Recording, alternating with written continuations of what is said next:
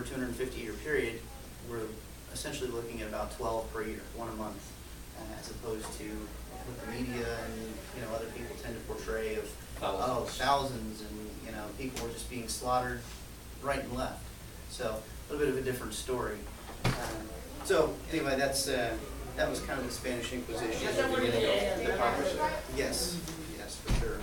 And then the last question, who was Savonarola? We talked about him right at the end. Dominican monk in Florence, and he spoke against political and religious corruption. He angered the de Medici family, who was one of the important Renaissance families, and as well as Pope Alexander VI. So he was a reformer, and he instituted the bonfire of the vanities, where people would bring forward things that mirrors and makeup and other things that were about being vain, about materialism. So his rhetoric attracted followers, but eventually he had a loss of support, and the Pope called him to Rome to discuss what he was teaching. He refused. He defied that papal order.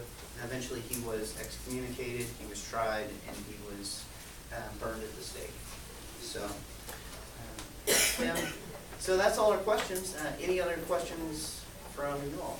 I still have a little trouble with the Inquisition. I understand everything, but yeah, it was sort of turning the other head by giving it back to the state. So, I guess we're in good nowadays with the freedom of practice of religion. It's a little hard to swallow the fact that, well, I turn my eyes, hand you over, and somebody else can execute. Yeah, it's some people might say it's splitting hairs because, well, we're not going to execute you, but we're going to give you to these people who are. And realistically, I think the church knew that for sure, but the church doesn't execute people. And so the church and the state were so intermingled back then in a way that we don't have now. And we see that in the Spanish Inquisition because what happened? Well, if someone was a converso pretending to be a Christian and they weren't, that was a national security matter. It's not a national security matter for us. Somebody could be a Christian, Muslim, they can, claim to be whatever they want. But for them, it was. And for that reason, it was a little bit more complicated. So, we have to look at things through. Yourself in those times. Yeah, we look at things through the lens of the time period that it's in. And yeah, certainly, if these things were happening today, we would say that's wrong and that's totally outrageous. But yeah, I mean, in our country, they're happening. Right. If in our country we were seeing people who were put on trial and who were executed, that would be a shock.